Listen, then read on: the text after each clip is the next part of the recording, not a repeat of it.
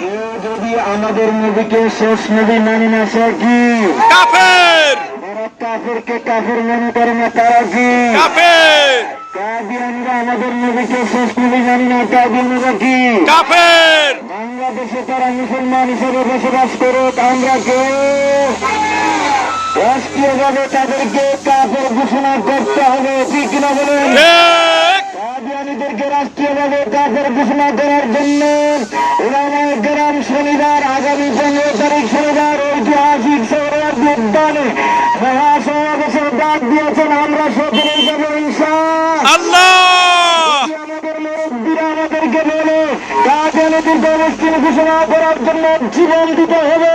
আমরা লক্ষ লক্ষ রসুলের উম্মত জীবন দিতে রাজি আছি, ঠিক কিনা বলেন? ঠিক। কারা রাসূলের জন্য জীবন দিতে রাজি আছেন? হাত তুলেন। নারায়ে তাকবীর। আল্লাহু আকবার। কাদিয়ানীরা কাফের।